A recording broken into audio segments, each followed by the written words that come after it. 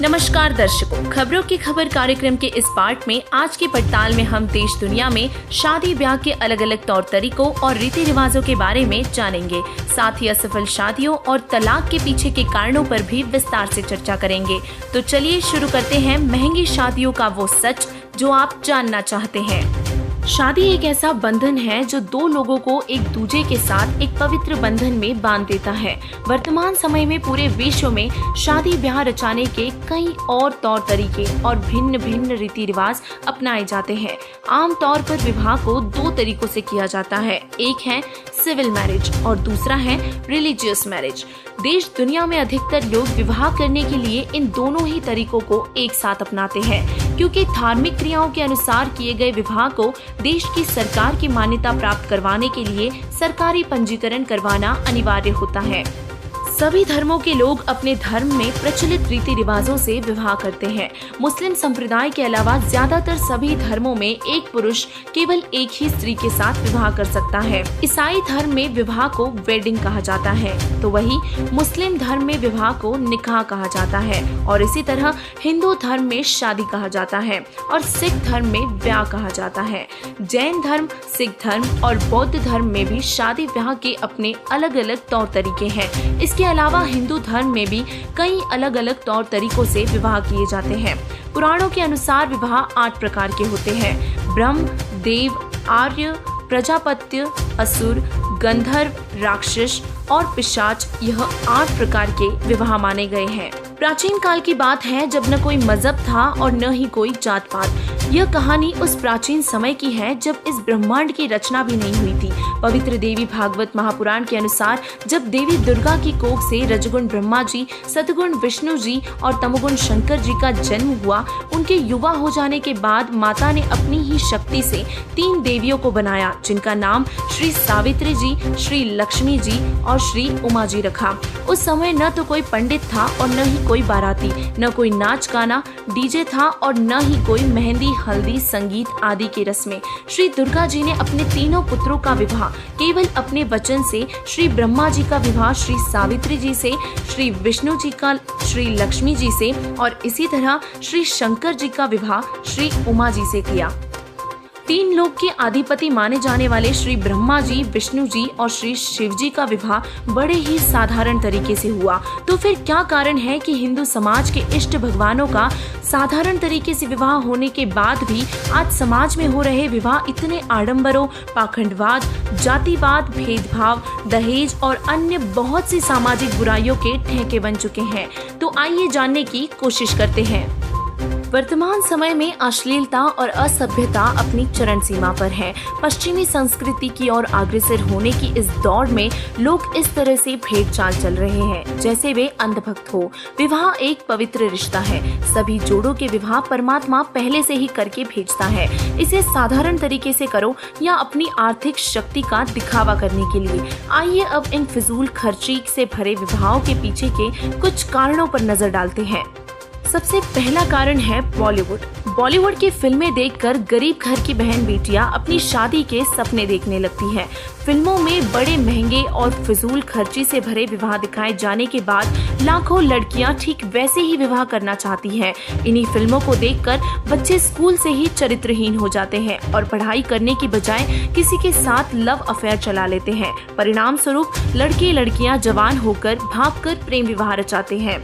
दूसरा कारण है पश्चिमी संस्कृति बनाम आधुनिकता, जिसके कारण भारतीय शादियां विश्व में बिग फैट वेडिंग्स के नाम से भी जानी जाती है। देश में हर साल लगभग 1 करोड़ शादियां होती हैं और इन शादियों पर अरबों खरबों रुपया पानी की तरह बहाया जाता है। भारत को अमेरिका के बाद दुनिया का दूसरा सबसे महंगा और बड़ा वेडिंग मार्केट माना जाता है।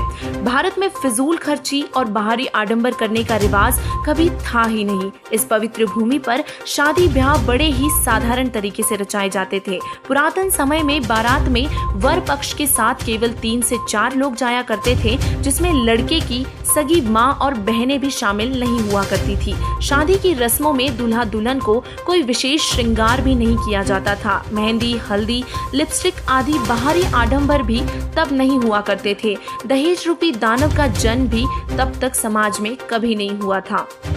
लेकिन अब पश्चिमी संस्कृति के प्रभाव, दिखावे और झूठी शान और शौकत की आड़ में लोग अपने जीवन की पूरी कमाई को शादी ब्याह करने पर खर्च कर देते हैं और अधिकतर माता पिता अपनी संतान की शादी करने के कारण कर्जदार हो चुके हैं। सबसे अधिक महंगी और सबसे अच्छी शादी करने की होड़ में अंधाधुंध पैसा खर्च करने में अमीर लोगों को कोई हिचक नहीं। शादियों को नए नए तौर तरीके से करने के ट्रेंड चल पड़े हैं, जिसे वेडिंग प्लानर कहते हैं। कभी अखबार और न्यूज चैनलों पर पढ़ने और देखने को मिलता है कि दूल्हा दुल्हन ने शादी में हेलीकॉप्टर से एंट्री की, तो किसी ने पानी के जहाज से एंट्री की, और किसी ने 10 करोड़ खर्च किया तो किसी ने 50 करोड़।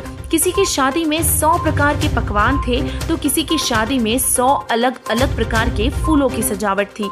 इन महंगी शादियों का कारोबार आधुनिकता, दिखावट और अधिक धनी लोगों के कारण ही फल फूल रहा है, और इससे सबसे ज्यादा नुकसान गरीब परिवारों को और अधिक कर्जदार और मजबूर बना रहा है। रिसर्च संस्था KPMG की एक रिपोर्ट के मुताबिक इंडियन वेडिंग इंडस्ट्री का साइज 40 से 50 बिलियन डॉलर यानी कि लगभग 3 लाख करोड़ रुपयों का है, और अमेरिका का वेडिंग मार्केट इसका लगभग 2 गुना यानी कि 70 बिलियन डॉलर के आसपास है।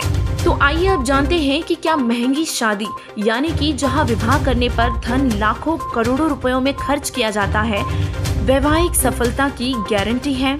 अधिक महंगी और दिखावटी शादी को सफल बनाने और चलाने का मंत्र कतई नहीं है। वर्तमान समय में समाज इतना असभ्य हो चुका है कि अधिकांश विवाह सफल नहीं हो पाते और तलाक का रूप ले लेते हैं। हर साल संयुक्त राष्ट्र जैसे विश्व संगठन वैश्विक तलाक दर को दर्ज करते हैं। साल 1960 के बाद पूरे विश्व भर में तलाक दर 251.8% तक बढ़ गया है। लक्समबर्ग, स्पेन, फ्रांस, अमेरिका और रूस जैसे देशों में तलाक की दर सबसे अधिक है, जबकि हर 1000 शादियों में से भारत में हर 13 विवाह तलाक में समाप्त होते हैं। भारत में लगभग हर साल 1 करोड़ से भी अधिक लोग तलाकशुदा हो जाते हैं, जो विवाहित आबादी के 0.244% और कुल आबादी के 0.11% के बराबर है।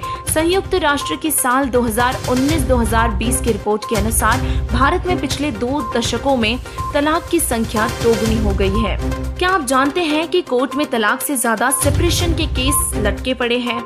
भारत में तलाक से जुड़े मामले कोर्ट में लंबे समय तक अटके रहने की वजह से यहाँ तलाक से ज्यादा सेपरेशन के मामले मिलते हैं। सेपरेशन में पति पत्नी एक दूसरे से अलग हो जाते हैं, लेकिन उसे सरकारी कागजों में दर्ज नहीं करवाते, और यही कारण है कि भारत में तलाक की दर्ज मामलों की संख्या कम और सेपरेशन की संख्या अधिक है।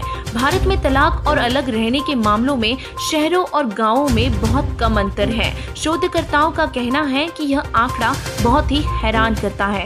लोगों का किसी वर्ग से ताल्लुक रखने या न रखने का शायद ऐसे मामलों पर असर होता हो, लेकिन आप शहरी हैं या ग्रामीण, इसका कोई खास असर नहीं दिखाता। तो आइए अब जानते हैं कि आखिर क्यों एक विवाह तलाक पर आकर खत्म हो जाता है और तलाक के लिए कौन कौन से कारण जिम्मेदार है। पहला कारण है दहेज। भारत जैसे विशाल और विकासशील देश में दहेज तलाक का एक मुख्य कारण है। भारत के लगभग सभी राज्यों में आज भारी मात्रा में दहेज की लेन देन की जाती है। NCRB की 2019 की रिपोर्ट के अनुसार भारत में दहेज की वजह से हर 1 घंटे एक व्यक्ति की जान जाती है।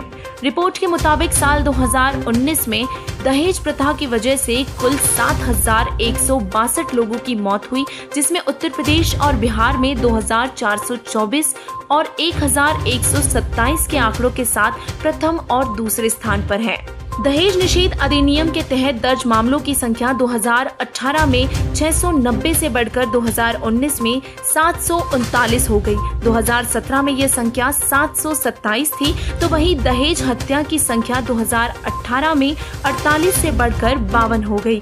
यह कानून सरकार द्वारा 1961 में बनाया गया था। इस दहेज निषेध अधिनियम के तहत भारत में दहेज का लेन देन गैर कानूनी है, जिसके तहत दहेज देना और स्वीकार करना दोनों ही अपराध है। कानून का उल्लंघन करने की सजा 5 साल की कैद और 15,000 रुपए जुर्माना या दिया गया दहेज का मूल्य जो भी अधिक हो उसका भुगतान करना होता है। दूसरा प्रमुख कारण है घरेलू हिंसा। भारत में महिलाओं के साथ बहुत अधिक हिंसा की जाती है। 2018 के आंकड़ों के मुताबिक पति और रिश्तेदारों द्वारा महिलाओं पर होने वाले अत्याचार के मामले करीबन 32% हैं, मतलब करीब 1/3। पुलिस ने 2018 में महिलाओं के साथ घरेलू हिंसा के 1,03,272 ऐसे मामले दर्ज किए गए थे। भारत के राष्ट्रीय स्वास्थ्य सर्वे के मुताबिक 2015-16 के दौरान 33% औरतों को किसी न किसी रूप से अपने पति द्वारा हिंसा का शिकार होना पड़ा, फिर चाहे वो शारीरिक, मानसिक या भावनात्मक स्तर पर हो। 2020 की शुरुआत में कोरोना महामारी के चलते लॉकडाउन के शुरुआती 3 हफ्तों में यानी कि 23 मार्च से 16 अप्रैल के बीच महिला आयोग में घरेलू हिंसा के 239 मामले दर्ज किए गए थे। और इसी तरह तीसरा कारण है मानसिक शोषण। ऐसा नहीं है कि कोई किसी को सिर्फ शारीरिक रूप से ही चोट पहुंचा सकता है, शब्दों के तीर भी बहुत गहरे जख्म देते हैं। घर में अगर महिला के साथ बार बार बहस की जा रही हो, उसे उसके पति, सास ससुर या परिवार के अन्य किसी सदस्य द्वारा ताने, उल्हाने, प्रताड़ना या किसी भी बात या बिना बात के जानबूझकर जबरदस्ती दोषी ठहराए, उसके साथ दुर्व्यवहार करे, उसकी कीमत न समझे, उसके काम को अहमियत न दे, उस पर बार बार चिल्लाए, उसके साथ गाली गलौज करे, नीचा दिखाए, तो भी पति पत्नी का रिश्ता तलाक की ओर बढ़ सकता है। पत्नी द्वारा पति की अनदेखी अपेक्षा करना और उससे सम्मान न देना या उसके साथ बदतमीजी से बात करना भी सही नहीं है। यह अपमानजनक होने के साथ उन दोनों के संबंध में मानसिक तनाव का भी कारण है। चौथा और सबसे अहम कारण है आध्यात्मिक ज्ञान की कमी।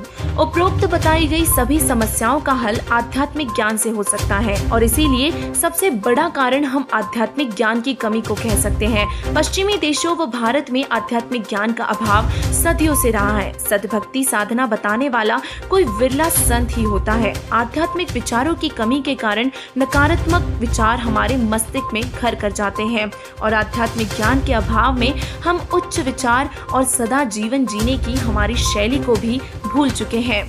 पहले अधिक धन अर्जित करो और फिर उसे जमा करो और बाद में उसे शादी विवाह पर खर्च करना भारत में होने वाले विवाहों की झूठी तस्वीर, नकली परंपरा और रीति रिवाज बन चुके हैं। पर अब यह आडंबर खत्म करने का समय आ चुका है। ऐसे न्यूज ने अपनी पड़ताल में यह पाया कि जिस प्रकार माता दुर्गा ने अपने 3 पुत्रों का विवाह साधारण तरीके से किया था और उस प्रकार विवाह करने से उनका विवाह सफल भी हुआ था, आज मानव समाज ने विवाह को मनोरंजन और लोक दिखावे का एक स्रोत बना दिया है, जिससे गरीबों का शोषण हो रहा है। दहेज की आड़ में लाखों औरतें आत्महत्या करने पर मजबूर हो जाती हैं या मार दी जाती हैं। ऐसे में समाज को चाहिए कि बड़े ही साधारण तरीके से बिना कोई फिजूल खर्ची के दहेज रहित विवाह रचाए। ऐसे न्यूज ने संत रामपाल जी महाराज के लाखों अनुयायियों द्वारा किए जा रहे दहेज रहित विवाह की पड़ताल की। जगत गुरु तत्वदर्शी संत रामपाल जी महाराज जी के सानिध्य में दहेज मुक्त भारत अभियान के तहत मात्र 17 मिनट में कबीरवाणी से रमणीय विवाह संपन्न कराया जाता है। यह विवाह बिना किसी दान दहेज, बारात, शोर शराबे, दिखावे, पकवानों, रीति रिवाजों, तौर तरीकों, पंडितों, दक्षिणा दिए, आडंबर रहित सादगी पूर्वक संपन्न होते हैं।